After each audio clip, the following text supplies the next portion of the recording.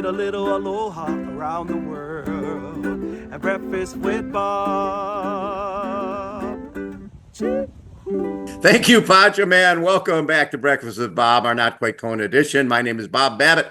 We are brought to you by Master Spas, S Fuels, Hoka, Fly Human Fly, DeBoer Wetsuits, Quintana Roo, and of course, our Challenged Athletes Foundation. Our first 30 years, CF has now raised over $180 million and sent out over 48,000 grants to challenge athletes in all 50 states, 73 countries, and more importantly, in 105 different sports. Our next guest, she is the executive director of USA Triathlon. Victoria Brumfield joins us. Victoria, how are you? Good morning. I'm great. How are you, Bob? I am spectacular. So it's interesting when I'm looking back at your background and I look at some of the people that you've had the chance to work with. And I'm going, okay, look at from going into working John Korf, Mary Wittenberg, Richard Branson, Kimo Seymour, Bahram Akradi, Rocky Harris.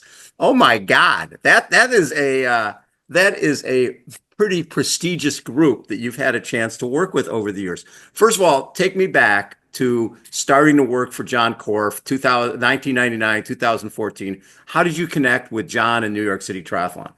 Oh my God. Well, John Korf's a legend. I mean, for people who may not know who John is, he's the genius behind the New York City Triathlon, the Ironman US Championship when it was Yep. there for its epic 1 year. John's background actually was in tennis, and he owned a small agency that produced sponsorships. And I met him when I was in college.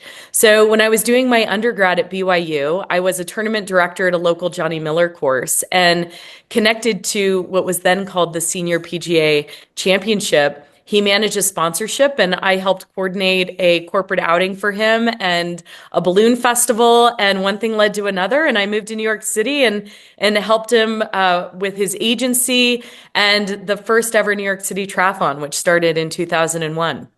And he built this thing, the 6,500 people, the largest triathlon in the US besides Chicago. Yeah. And the thing that always hit me with John, when he decided he was going to do something, he said, we're going to do the Olympic trials for triathlon for the 2004 games. And Yep. we're going to do it in Hawaii. And he basically moved to Hawaii so that Yeah. he could become part of the community there, as no one else could get Kawakawa Boulevard blocked off besides Yep. John Korf. I mean, it He was shut it down. the course. He shut down the downtown Waikiki. He shut down for a triathlon. It was the craziest thing ever. Well, what was it about him? Because he was just so outside the box thinking that made him such a great role model for you or mentor for you.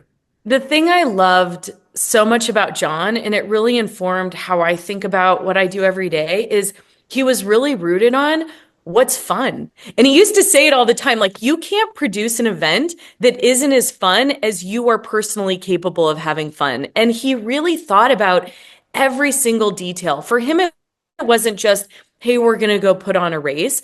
For him, everything he did was about what's the experience we're creating? How do we make it memorable and unique? And he invented, before Instagram even started, Instagrammable moments from start to finish. Like, that was just how he thought about what we created.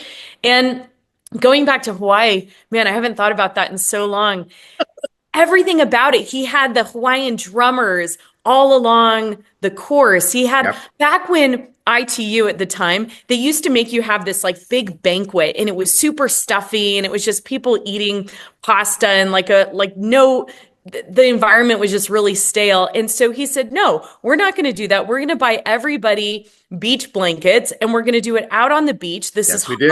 Honolulu. Like, we're going to make this an experience that really showcases the place where we are. And he did the same thing with New York City, right? Like, it wasn't just a triathlon in New York.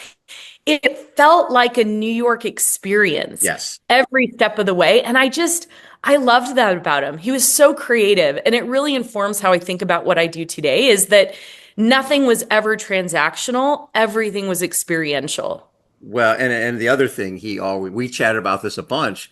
He would try to call like everybody who had done the race, right? New York, Yeah. 6,500 people. He wanted feedback from everybody.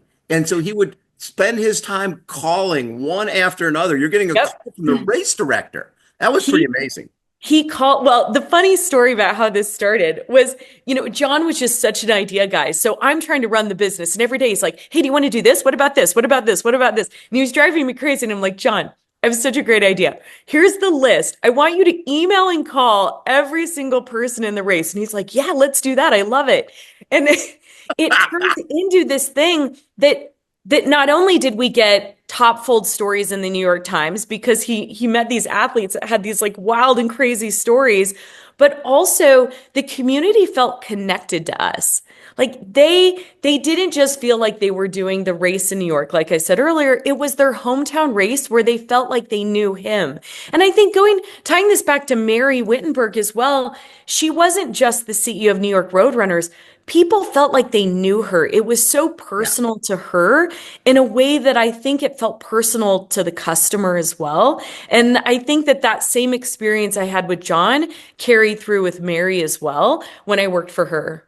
So the other thing I remember that John Beeson, one of our challenged athletes, Yeah. and it was like, okay, we're talking to John, and John's like, well, let's make this a championships. This would be a challenged athletes championships. And it was, right? Immediately put money up, made it was a challenged athletes championship. I remember one year USA Tri said, oh, we're going to do the challenged athletes championships in Omaha. And our guys were like, we ain't going to Omaha. We're staying in New York with John. Yeah. Why would we be going to Omaha? That's the silliest thing I ever heard of. It's funny.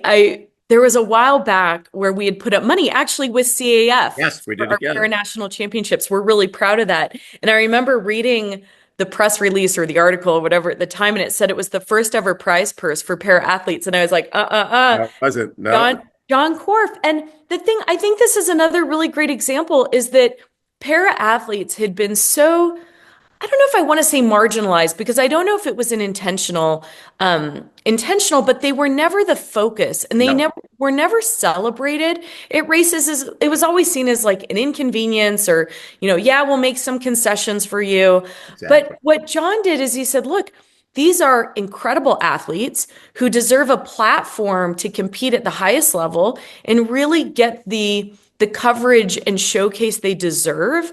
And so John created that opportunity at the New York City Triathlon and it became the national championship. And obviously that went away when Paranationals had to be a sprint distance because that was going to be the distance contested in the Olympics. And the New York City Triathlon was not set up to be modified. No. Like the distance was the distance. Yes. So it that eventually went away. But for the years that it was the national championships, everything about it was so special and how they covered it, how we celebrated the athletes, even the fact that he used to host a big party. Do you remember at Blondie's afterward for the athletes? Yep. And it was just everything about it felt special. And I really loved that about John is it all goes back to he really cared about how people felt. Yeah. And the storytelling was he understood that these athletes had stories maybe more so than your average everyday age grouper. And they got all those stories in the New York Times. And the other thing is with Hawaii, people like to create cookie cutter courses, right?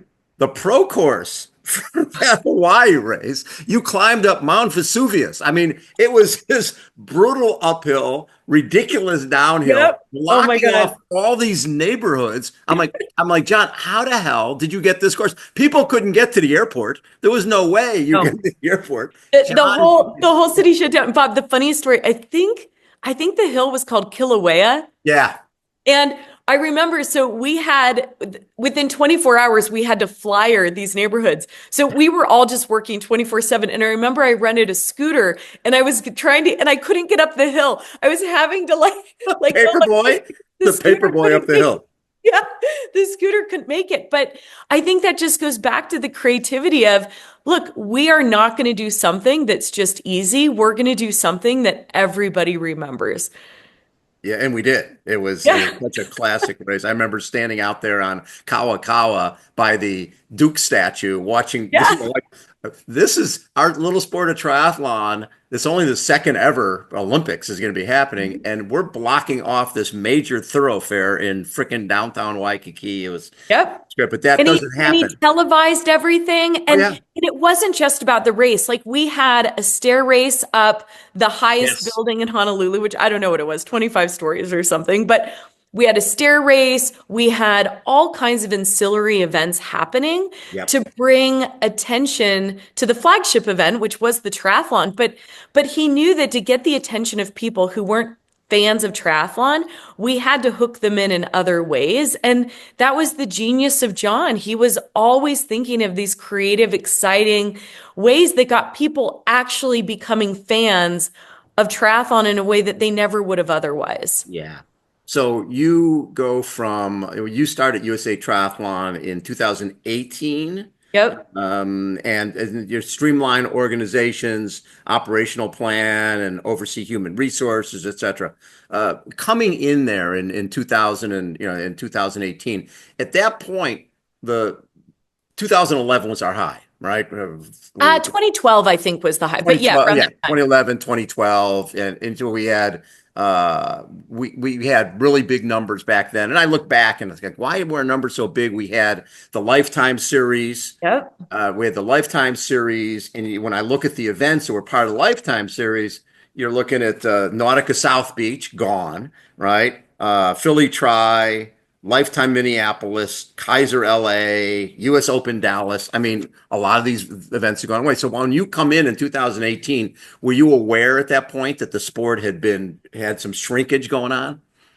I was. It's interesting that you mentioned Lifetime because so I worked for John Core for over a decade. Yep. And Lifetime actually acquired his Yes. business for the sole purpose of owning the New York City Triathlon. So Yeah. they bought the agency and some other things came with it, but it was really about owning the New York City Triathlon. So I then went to work for Lifetime and I was part of their operations team at getting their arms around what I remember being something like 100 events at the time. Yes. They'd made tons of acquisitions in the running space and triathlon and cycling.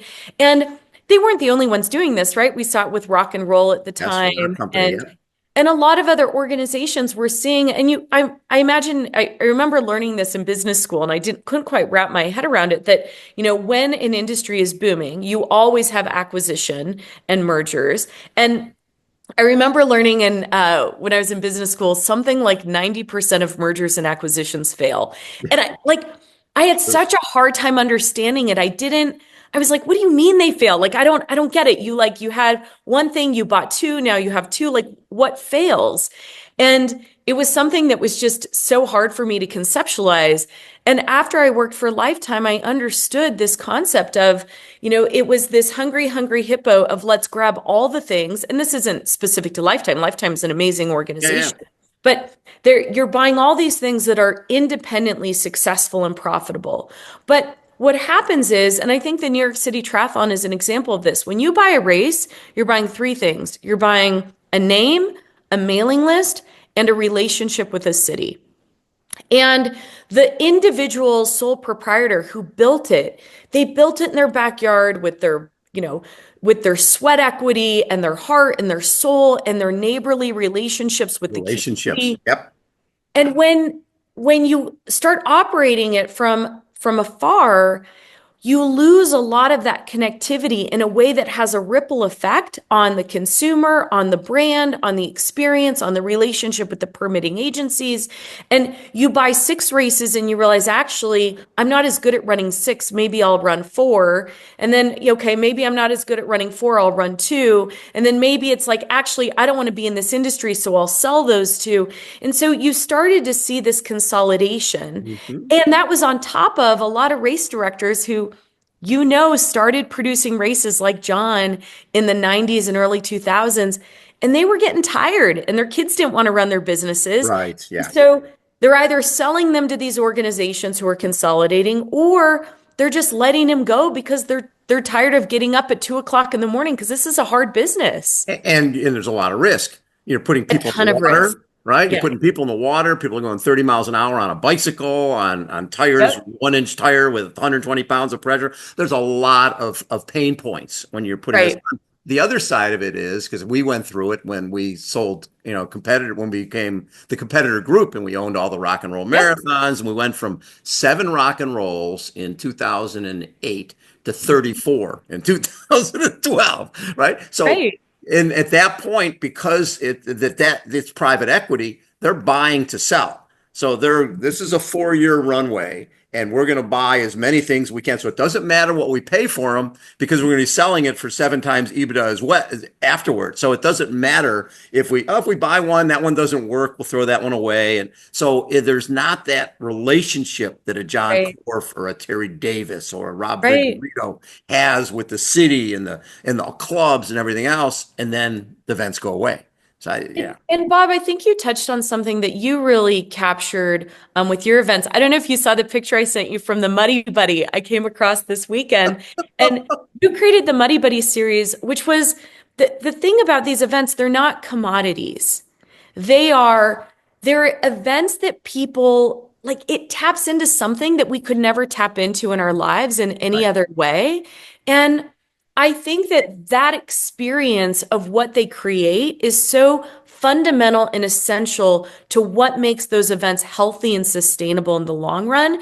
They can't be operated like a commodity Not a widget. because they're just not. Yeah, no, it's not, and it's an extension of that race director's personality. New Yes. York was John Corf. Valerie Yes. Silk was Ironman World Championship. You get birthday cards from Valerie every, it's like, but when it becomes a part of a portfolio, then it's Right. lesser than, and there isn't that connection with the athlete. So now the athlete goes, well, I'll go do this race because I have more of a connection there. So, so we went through, you think about it, we went through a lot of that throughout the whole 2014 on, we went through a lot of consolidation. And then, so from your perspective, when like a Lifetime, when they move out of Chicago and New York and basically sell all their portfolio of triathlons, does for USA Triathlon, do you guys like sit down with race directors and go, so why are you moving away? Is there a download to figure out, okay, are there problems here?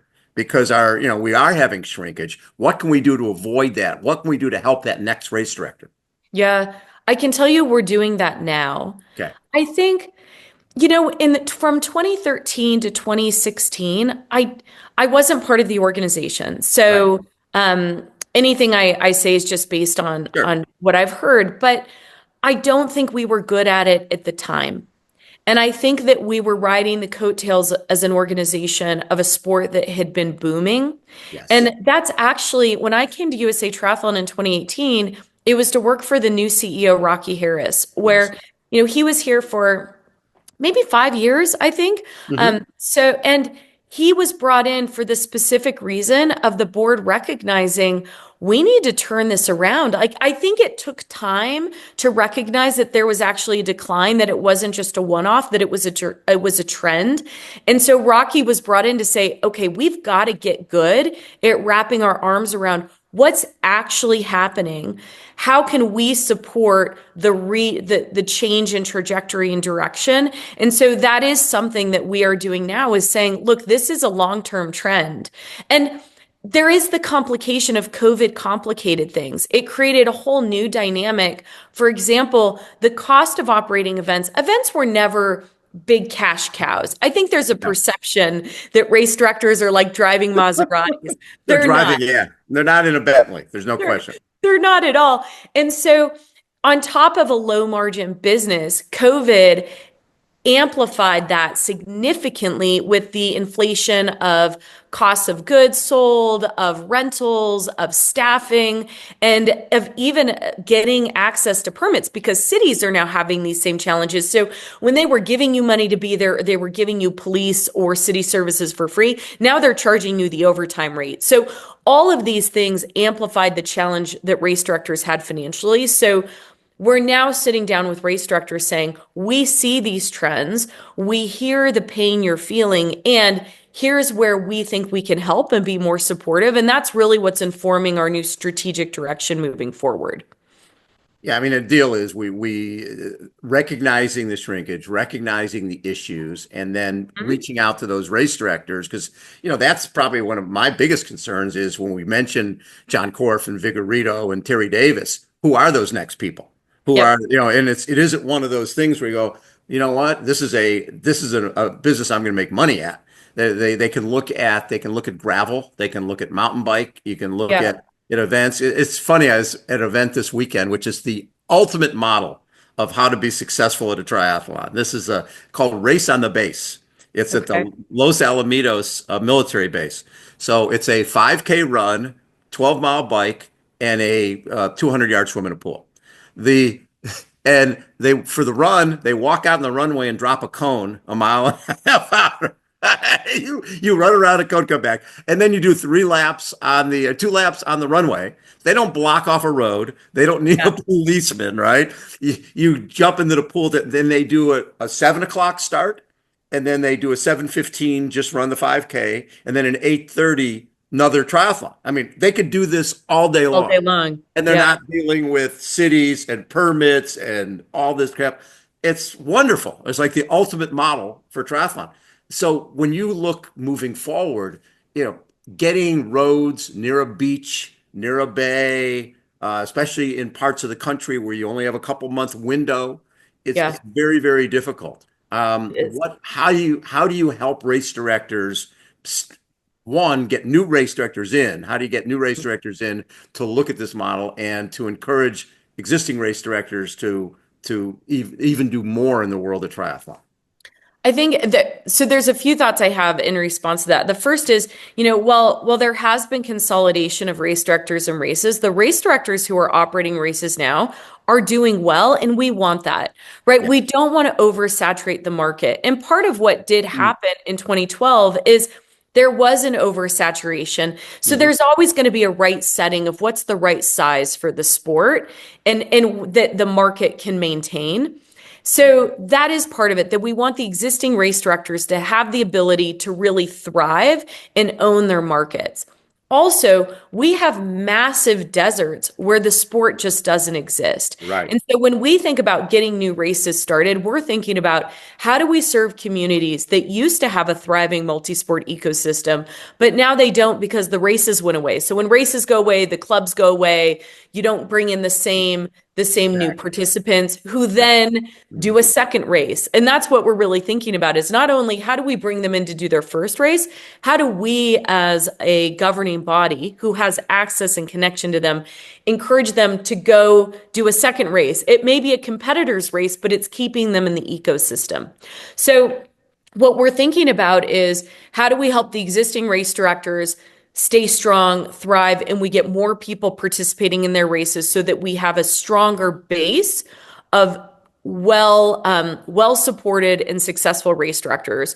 How do we identify where there's gaps? And we talk about California all the time, right? Like there are huge gaps in California where there Yeah. used to be thriving sport that are gone. So how do we go and find those communities and find club leaders or people who have a connection to sport and encourage them to start producing races? And the last piece to think about, we talk about these really incredible founding fathers of, if you will, of the sport, Terry Yeah. Davis and John Korf and Jan Kaye and all Yes. these like really brilliant entrepreneurs. About 60% of the races in the United States are just small grassroots races where somebody says like, hey, I have a park in my neighborhood that's similar to the military base you've talked about. It's a contained environment. And I put on a race for a couple hundred people. And then it becomes part of the community. And that's what we're really focused on is how do we help our current triathlon base understand that they are our future race directors. And a lot of these races are produced by clubs.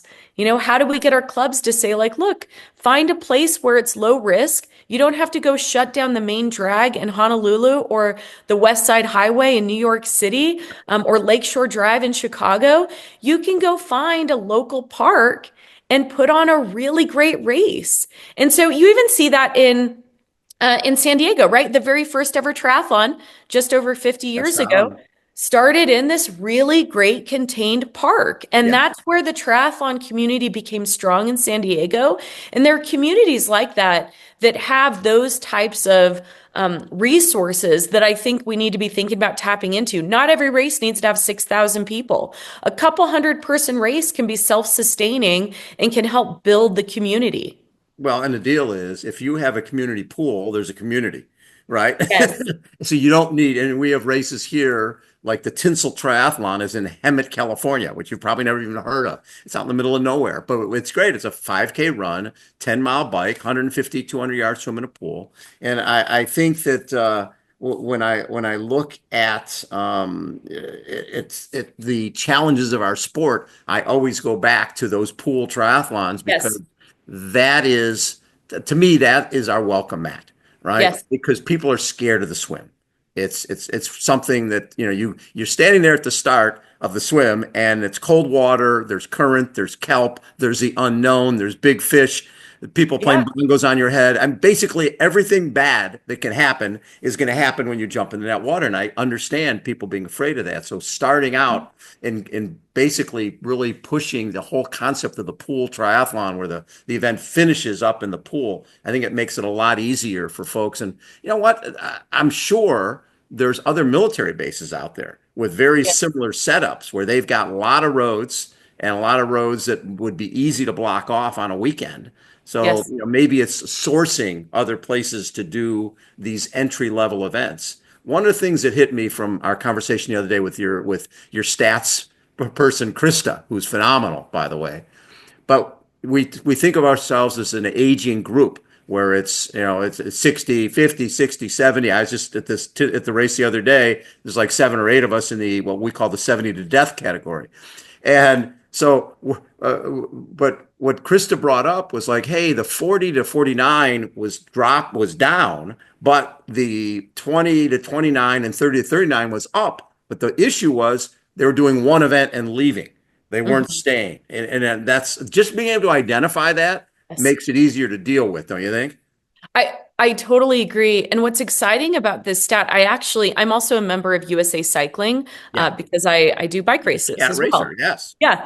And I got an email from them last week about how their membership is experiencing the same bump in their younger demographic, which is really exciting because that's our generation that's going to stay with us, right? We can pull Absolutely. them through for many years to come. The challenge to your point is how do we get them and everybody who comes into the sport, whether they're 10 years old, 50 years old, or this new age group of 20 to 40, how do we get them to go from doing one race and saying, I did a triathlon, to doing multiple races and saying, I'm a triathlete? Something really interesting, Bob. I was at a conference last week and I was on a panel and I asked the group, this is in California, successful audience, people that you would think would be into the sport. And I said, who here is a triathlete? And like 5 people raised their hand. And I said, Wow. okay, who's done a triathlon? And maybe a quarter of the room raised their hand. And I think that we have this challenge of people don't experience themselves as a triathlete because they did one race.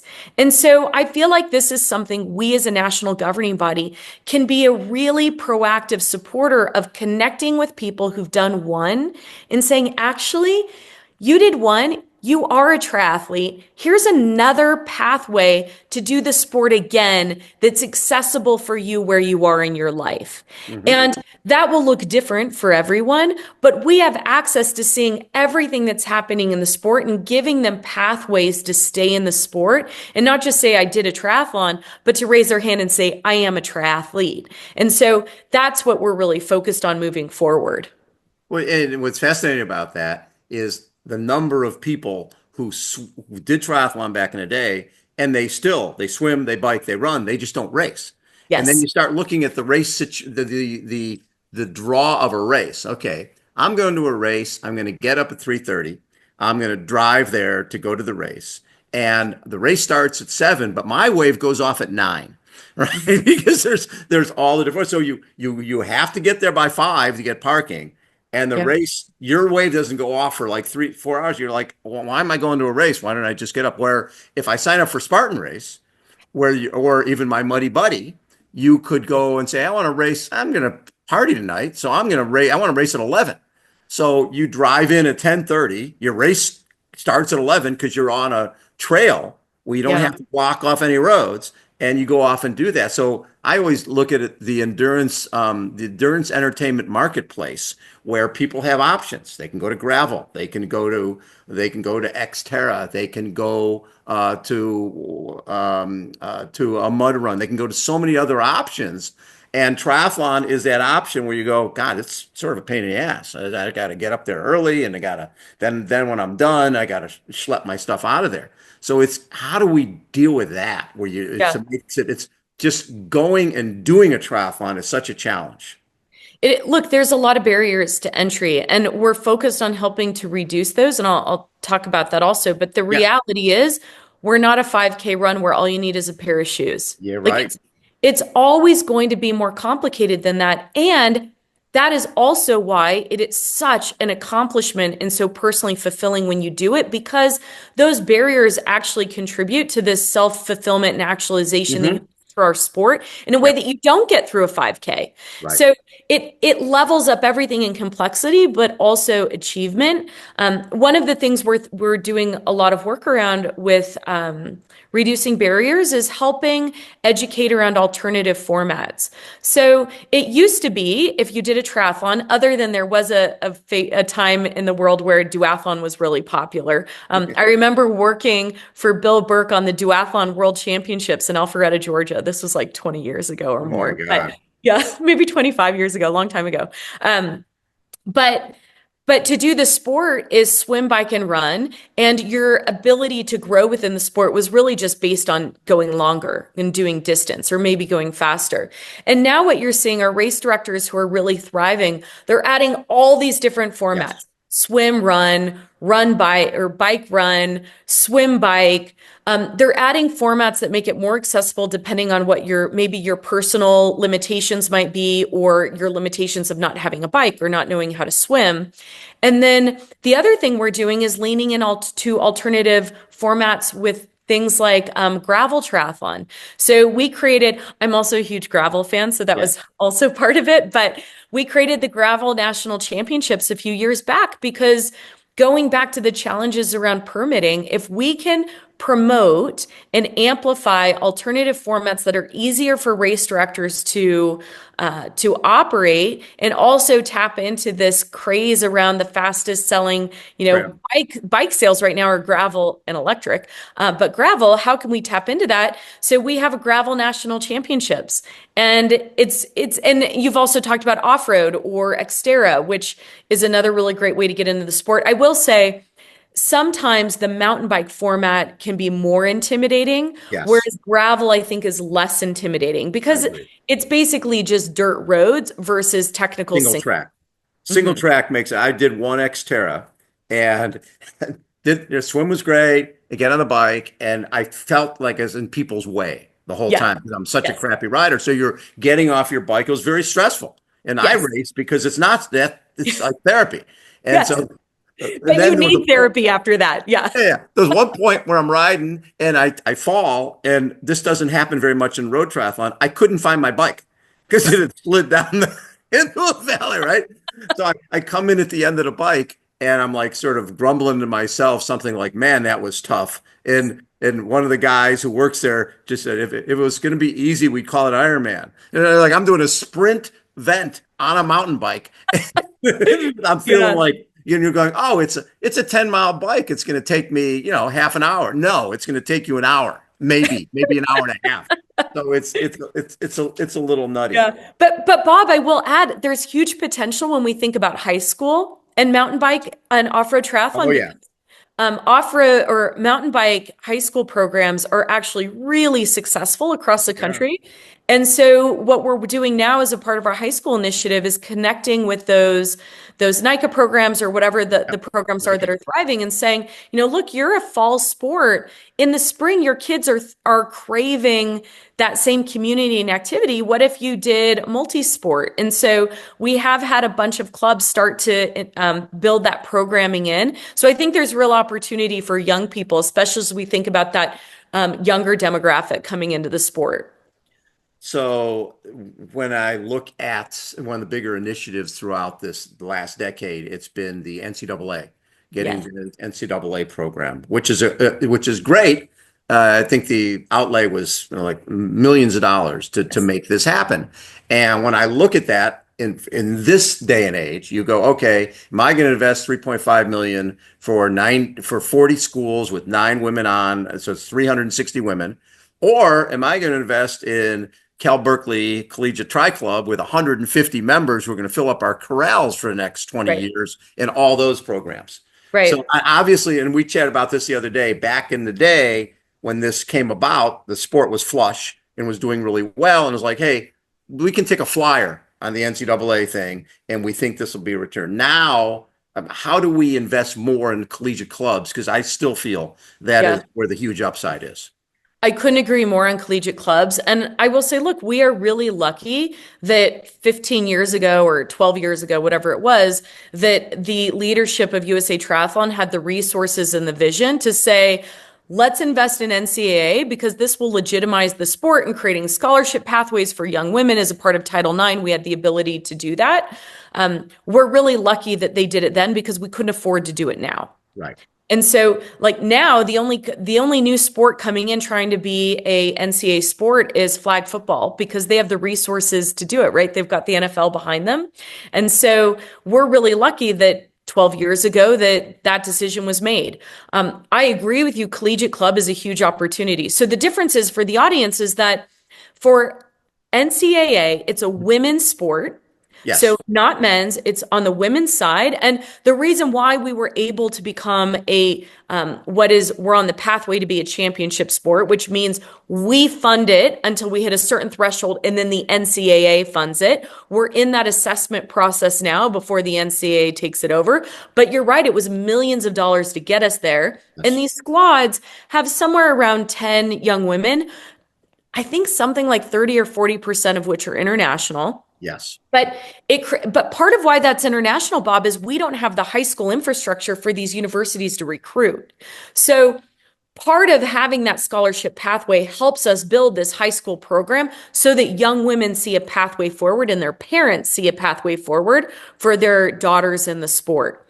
For collegiate club, anybody can do this, right? So if you're listening to this and you have an alma mater that you think should have a collegiate club, or your kid's at a university that wants a collegiate club, you can start a collegiate club. There are resources available to you and it doesn't cost a lot of money. It's just about creating structure and programming. And we have a whole collegiate infrastructure leading up to a collegiate championships, which is actually going to be in a couple weeks in Miami on the Speedway. I know, very fun. We're going to have nearly 1,500 college kids from around the country competing for their universities in both draft legal, non-draft legal, and mixed relay. So this is just so exciting. And to your point, this is the opportunity for that young demographic, men and women, to come in and really connect around the sport. Yeah, I love the collegiate club side. We have the Triton Man UCSD race here, and then they have a Zot Tri at Irvine. So I go to a lot of the a bunch of the collegiate events. What I love is these kids love our sport. They love it. They love it. And you see them, it's like the day before, on the Saturday, they'll do the draft legal, but then the next day, so you've got all the clubs, USC, UCLA, Irvine, all these clubs are there. They're doing the big cheer beforehand. And they're totally into the sport. And at the same time, we've got our old guys there, right? They're like, I think it was 2 years ago, I had 3 of those kids go flying by me in the run, and their combined age was still less than me, right? And there's like 3 of them. I look at their calves and go, wait, that's a 19 and an 18 and I think I can add 2 more of those kids and still be, yeah. But that is the future. The kids. It is the future. It's the future of not only creating this identity of health and wellness for young people. Like, think about colleges. You listen, I don't have kids, but like you hear these stories about the anxiety and pressure on young people. And you think about the sport of triathlon, it is the ultimate tool for dealing with stress, anxiety, building structure and healthy habits for your life. So it's great for just thinking about how do we build a base to be a healthy, happy human as I get home out of college and live my life as an adult. And you also have this elite pathway. Taylor Spivey, who, if you follow the sport at all, you know that she is this incredible, not only Olympian, but this just fabulous, talented, world-class athlete. She came from Cal Poly's collegiate club program. So you have the whole breadth of athlete for men and women coming out of collegiate club. And I couldn't agree more that it's an area that we are invested in growing. I love it. So one of the things you mentioned, which I really like, is the fact that you're a great role model for race directors is what they do here at Cause Events, where you've got a sprint try, a Olympic distance try, a short do, a long do, an aquathon, an aqua bike. My philosophy is that, hey, if you're blocking off the roads anyways, if you get 30 people, that's 30 entries. That's fine in any of those. Aqua bike, we always call aqua bike swim bike done, because the whole concept is that a lot of the older folks or people dealing with injuries, they still want to be out there. They still want to be with their community, but they can't run right now, or Right. they can't run ever again. So being there for our sport is the fountain of youth. It's something that keeps people young forever. And we were talking about this on Saturday at the race. Being there with 20-year-olds and 30-year-olds, it keeps you young. So us Yeah. old guys, we want to be out at these races because it's part of our community. And if you can't run, you can still participate. You can still be part of it, which is, I think, Yeah. what makes our sport so special. I did one of the cause events. It was a women's event years ago. I can't Uh-huh. remember. Gosh, it must have been in the Was mid it part of the 2000s. Danskin series? No. I think it wasn't part, you know what? It might have been She Rocks. Is Yeah, it okay. possible Yep. Yep. that that's what it was? It was a long time ago, but it was out there in that same venue in Mission Bay. Yep. And I just remember you have this mix of some of the older folks on their like TT bikes that were decked out like they were like they were gonna win a world championship. Yep. And a lot of the younger folks are on their Walmart bikes or their parents' bikes. And I Yep. think it's a beautiful reminder that the sport is available to everyone and it's about having fun. And sometimes going fast is fun, but also just being out there and experiencing it and having your head up is also really fulfilling. And I think the beautiful thing about these events that Cause Events and other race directors put on is it brings together this conglomerate of participants who it's not just about the head down racer. It's really about people who want to experience the fulfillment of doing a triathlon, which is not easy. Even at the short distance, or even if it's swim, bike, done, it's still hard. And again, that's the thing that differentiates us from a 5K or a 10K or your local half marathon is the complexity around it actually also contributes to the fulfillment in it. It always hits me from a marketing perspective. It's the hard that makes it great, right? It's the Yeah. hard that makes it great. And Going back, embracing that and yes. basically saying, hey, was it a pain in the ass to get up at 3? Yes. Is it Yeah. hard to find parking? Yes. And is the race start at 7, but you're not going off till 9? Yeah, that's the case. But when you finish and you come across that line, you are changed forever. It's something Yeah. that's really special. Going back to John Corfield quickly, Bob, like he used to always say, like, nobody's coming to New York because it's easy. You're coming because of the schlep. And I remember for the Ironman US Championship, we made a t-shirt That's that I was so wanted to funny. get into that. That was that when John actually I set him up with Ben Furtick to make that happen to get the Ironman, one and only Ironman North America Championship in New York, right? Yes. I'm trying to find, Bob, I feel like you will just love this. There was a t-shirt that we made and it said, oh my gosh, I don't know. It's impossible to find things on my phone, but you would love this. Oh, here it is. Okay. It says, I got up at 2 a.m. to take a bus to a ferry to a barge, and then I did the Ironman US Championship. And that was the t-shirt because that was the experience. Right. And like nobody comes to New York for the weather. You come because it's hard. And that like the New York City Marathon, I just did it this last fall and I hadn't done it in a few years. And you forget that the accomplishment is wrapped up in the challenge of The it. schlepping. And the run is the easy part. It's the like getting everywhere and the whole process around it and the production that make it even more rewarding. And I do believe that translates into our sport is that, yes, it needs to be accessible enough that everyone can see themselves doing the race. Yes. And it's the accomplishment of the complexity and the challenge and the intensity that makes it life altering in a way that you and I experience this, right? It changes it when you do your first race. it changes how you experience who you are and what you're capable of. And if we can just get people to acknowledge and accept that that's actually not just a, I did it once, I got it done and move on. It's, this is who I am and how I live my life moving forward. And the race is just a reminder Yeah. of what we're capable of throughout our lives. It reinforces who we are, no question. Yeah. So one of the things when when we look back and at that same era, like 2012 was when Competitor became a running magazine, right? And became less of a showcase for triathlon. And I started thinking about, back in the day, you'd have Outside Magazine once a year would do a triathlete on the cover and Men's Health and Women's Running. And, Yep. but all that sort of went away. So we look at this void. I always looked at Triathlete magazine, you're speaking to the choir. Those I don't care about those people. I want the new people coming in, and it's I think we don't get the visibility and the storytelling. It's really hard when we're just storytelling to ourselves. It's Right. getting that mainstream media and being able to somehow get back on television. I think it hurts that the Ironman NBC show is gone. Right, Mhm. that was people would watch that not for Jan Frodeno, but for Dick and Rick Hoyt.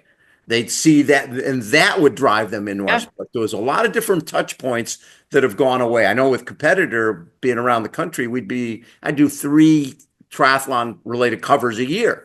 So I Yeah. think that hurt us in figuring out how do we get back in mainstream America where they know who we are Yes. and aspire to become one of us. Yeah, I agree. I remember being in high school and watching the Ironman race on the NBC Yeah. coverage. And I remember wishing I was the kind of person who woke up at 4 o'clock in the morning to do these things. Now I wish I didn't have to wake up at 4 o'clock in the morning. But like that planted the seed of how I wanted to live my life moving forward. And it's because I had access to it as a kid watching TV with no intention of looking for it because it was fed up to me. And I think one of the challenges, and you described this with Competitor, is that the whole media landscape has changed. There used to be so many print publications Yeah. and access to media in a way that it was easier to get the stories out there. And now, because speaking of consolidation, there's been massive consolidation around media. And so, with the limited coverage, a lot of the coverage you are seeing is going to the big mainstream, big money sports in a way that it's drowning out the stories that we're trying to push up and feed up through fewer channels. So, that is one of the challenges. And this is one of the reasons why it is so incredible what PTO and Super League and Yes. Ironman are doing and still investing in media in a way that is very expensive to do. Mhm. It's a big risk, it's a big investment, but it is that investment that I think is continuing to push out storytelling and visibility of our sport in a way that has become really hard to do. Going back to John Korf and Jan Kaye, and you mentioned the Toyota US Championship and the Kaiser LA Triathlon Yeah. and all, they all had TV coverage. We all Oh, had yeah. local broadcasts. Yep. And we were on CBS in New York and we had international distribution. And those opportunities are becoming fewer and further apart as Right. well. And Yes. I think that is a challenge that we're trying to navigate. Yeah, I remember Lifetime when we were there from Minneapolis, and they had the challenge of the sexes, and they sent the women off first, and So then the men tried to good. ran them about $250,000. So Yep. you're like, we're there. I actually put the sort of a celebrity group together for that event, and I brought Rudy out there, Rudy Garcia Tolson, double above knee amputee, and they drop us off at the hotel. And we're getting our bags out of the back of the town car, and there's this guy. The driver goes, is this your bag?" It was a big plastic bag, a plastic suitcase, right, Mhm. with $250,000. There was a prize money that Bahram would use as the prop. He'd have that handcuffed to his bodyguard as he Yep. went in for the pro meeting to show them the 250. I said, I would like to say that's mine, but no, that's not what this is all about. But And yeah, what I love about, oh, sorry. I was going to say thinking outside the box. That's a John Yes. Corp thing to do. Yeah, or outside the briefcase. Yeah, Outside the briefcase. The thing going back to Baram and Akradi and Kimo Seymour, it really just takes one big-minded investor who's willing to take a big swing. And that's what they did at Lifetime. And it Yeah, worked for a long time. And it wasn't just them. Hy-Vee did it in they Omaha did. or Yeah. Des Moines, rather. Come on. Sorry. Yeah. Hy-Vee did it and they were giving away Humvees and they had television coverage and $1 million in prize money. And I think that we've seen this pendulum swing back and forth in our sport for a long time. It started with the Bud Light series and it's always been cyclical. So I am super optimistic that this is going to continue to happen. We are going to continue to have really smart, visionary investors who come into the sport and see the potential and opportunity in our sport. It's always been there. It's always going to be there, and it's going to come and go. And I think that's okay. Our role is to make sure we are amplifying when it comes so that everybody can see it and experience our sport in a way that they wouldn't have otherwise had access. Lifetime, they're not doing it with triathlon anymore, but you see what they're doing with mountain biking and gravel. And it Gravel. has Yeah. changed the landscape of cross-country mountain biking with the Leadville series and what they're doing with the Lifetime Grand Prix is they're giving visibility to where there was no visibility before. And that's going to continue to happen in endurance sports in a way that I believe triathlon will always benefit. So we're heading into LA. We're going to have the Olympics back here in 2028. Obviously, we're coming off an Olympics where we got a silver in the mixed relay, and then in para we got 8 medals, which was Mhm. awesome. Obviously, you're pretty pumped up that we're going to be going to 2028 on a big high for both Olympics and Paralympics. Yeah, I think the reason why LA matters so much to our sport is that one, this is where the sport started, right? Triathlon started in Southern California. It's become at the Olympic level and Paralympic level very European centric. Hmm. So for us, it feels like a homecoming, right? Like we are bringing the sport back to its origin story of California and the United States where it started. So that's a big part of the story that we're thinking about. The other is that, it's hard. The Olympics and Paralympics are so inspiring and exciting, and I'm a big fan, as are, people obviously around the world. But when they don't take place on your continent and your time zone, it's hard to connect. And Right. I think when people start watching the games and it feels like it's in their backyard and they recognize the backdrop and they recognize the people and everybody's speaking their language and it's in their time zone, what I believe will happen is we're going to get the bump, just like you saw coming out of 2012 in London, where cycling became this huge sport because of the performance in the games, because it felt like it was on their home soil and it was in their backyard. We want to make sure when everybody's watching the Olympics, they the next day say, that feels like something I can do. I want to do it. Where can I find it? And we want USA Triathlon to be ready to point people to a local community that they can then participate and engage in the sport. So with the first ever Olympic triathlon in 2000, it was it was a perfect storm because we had Lisa Lax was a producer of the NBC Ironman show, and she was producing the Olympics for NBC. So her push was the triathlon be the first event of the games to showcase the Sydney Opera House, the harbor, to really Yep. give people a travelogue. But you could do this with the women's triathlon, the first event of the games. Plus, the Australians actually were favored to sweep the medals. McKeely got the silver, but they were favored to win everything. But that I think led to a huge bump in the numbers for USA Tri or Yeah. TriFed back in the day. Yep. We jumped to I think to 125,000 members, and that showcase. So I can see that same type of thing happening with 2028. And what's even more special about 2028 is the 50th anniversary of Ironman, right? Yes. In the same year. You're going to have the Yes. Olympics and the Paralympics and the celebration of the 50th anniversary of Ironman the same year. So it's like if we can grow incrementally between now and then, I think we can get a huge bump from the Olympics and Paralympics. Yeah, I couldn't agree more. Actually, as you said that, it's going to be my 50th anniversary too. So that's Really? my life 50th anniversary. So But it's fun. They haven't announced the schedule yet. My understanding is they're going to be confirming the schedule this year, but it's been rumored that we will be the first event again. I would love that. Then Wouldn't that showcase. be It's such a special? great way to showcase the city because you're going all over the place. It really is. That's And wonderful. and the other thing that people should know is they can actually race on the Olympic course It's in Long legacy, right? Mhm. The Legacy Legacy Triathlon. triathlon. It started when LA28 announced their course.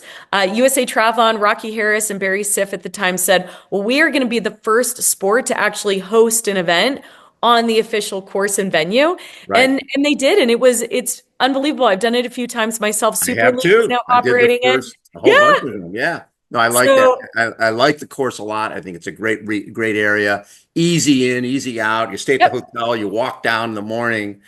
I like that. Races that are easy to get to Yes. in the morning. That Super easy. And now they have a sprint and an Olympic distance. So they yes. have, I think when you and I did it, it was just Just a sprint. sprint. It was just a sprint. It was just a sprint. So one quick story on the pool try and why I think that is we get more and more people into starting there. We were at the Tinsel try and I brought McKeely as one of the few people, McKeely Jones, Olympic So silver great. medalist. She loves the race as much as I do. So we're there and there's this guy. Again, this is a 3 mile run, a 10 mile bike, 150-yard swimming pool. There's a guy there with his bike with the high bars with a koozie on it, and he's got his belly hanging out. He's got his board shorts on, and this nice young girl is helping him set up his transition area. McKeely Jones. He has no idea who this woman is, right? He does the event. The event is over. He and his wife are there, and the announcer's going, "Hey, everybody, the Iron Man is going to be on TV later today on NBC. You guys should tune in and watch." And this guy's wife says to him, honey, what's the Iron Man? He doesn't hesitate. He goes, same thing I just did a little longer, right? Right? He had just done a 3 mile run. But if Jan Frodeno had walked up right then, he would have been like, yeah, you and we're both triathletes. We're the It same. doesn't matter how long it is. It doesn't matter if you had Yeah. a bike that hasn't seen airtime since a Bush was president. You can come and do our sport and Yes. you will get so much out of it. It'll make you better. And I always tell people that triathlon makes you a better employer, employee. It makes you a better parent, makes you better at everything you do. So It's so just true. the whole idea of, and for kids, if you're hyperactive, you start out in the swim and you're all excited. Then it's like, oh my God, I'm getting tired. Oh, I get to ride my bike. Then you're on your bike and it's like, oh my God, oh, my neck is sore. Oh, I get to run. Then you get to run and then you're done. And then Yeah. for us guys who love the sprint races, we're in the beer garden at 9 in the morning. So there's something special about this sport that will change people's lives. And we have to work together to get that message out there so that 2028 becomes the biggest celebration ever of what I call the world's greatest sport.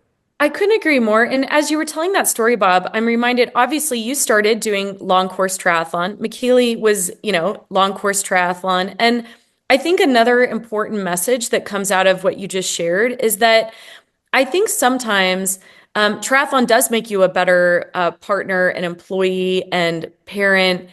And it can also become something where you become so over indexed on it to the point where it actually isn't beneficial to your life.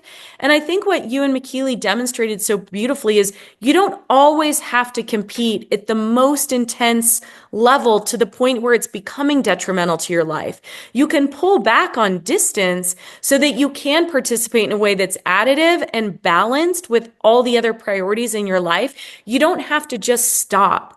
And I think that is something that people progress in the sport to the point where they feel like the ultimate distance is the ultimate end. And then they don't know how to go back. And so they just leave the sport. And Yeah. what we want to say is you can stay in the sport for your entire life. And there are ways to do it where there is balance for your body and your mind and your life. And a lot of that is just pulling back on distance. You can always go back up again in distance, but you don't have to stay up. And so that's what I believe will help keep people in the sport longer in a healthy way. And I think the other thing that happens is a lot of us who got into the sport, back doing a sprint and then moving an Olympic and then doing a half and then it's your lifestyle. This is your community. This is your tribe. This is you're hanging out with. You're doing this sport, but you realize that, okay, I'm going and becoming a 70.3 and an Ironman guy. And very few coaches are out there making a living coaching someone to do a sprint or an Olympic. Mhm. So they're out there saying, "Hey, I'm training you for a 70.3 or for a full. On the weekends, you need to do your brick workouts. You know, you need to do those swim. Don't go doing those short races. What we want Mhm. is for the athletes to understand you still need to be race ready. You still need to go out there and Yeah. do swim, bike, run. Plus, if you're training for 70.3 or a full, take a weekend, bring a first timer to a sprint and Olympic distance race and do it with them. Get Mhm. them into it. Bring somebody new into our sport because though there's a different vibe to those events than there is to the longer races. You could be a Ironman person all you want, but we need the short distance races to survive, and we need our Ironman folks to help us make that happen. It's true. And I think that there's a service element of that that actually will make the sport feel more rewarding. Yeah. You talk about it with your swim buddy program. Go be Yes. a swim buddy. Go do something that takes your talent and expertise that brings somebody else in and gives them comfort and confidence in a way that it's not going to negatively impact your fitness. It's only going to add to the fulfillment of the sport for you and the opportunity of the sport becoming more meaningful to another person. I love it. Victoria, thank you for taking so much time. It's fun just to chat and travel down memory lane and that Ironman. I remember Mike Riley when he's doing that Ironman New York City. I don't think they could do amplified sound after 9 o'clock It or was something. 10. It was 10 o'clock. 10 o'clock. He's like talking through a cone or something after that. It's like, oh my God. I mean, the fact that you guys pulled that event off and Yeah. got people through New York City for swim, bike, and run for a full Ironman race. That was crazy time. Yeah. It was pretty special. Love it. Thank you so much for taking time. I appreciate it. I'm excited about this journey between now and 2028. I think it's going to be great. Yeah. Thank you so much, Bob. And thank you for everything you do for the sport. We're really lucky to have you. I love it. And there's nothing better. If you haven't tried a triathlon yet, get your butt out there. It's the greatest sport in the world. It's a fountain of youth. It'll change your life forever. Again, Breakfast with Bob. Thanks so much for tuning in. We'll catch you next time. See ya.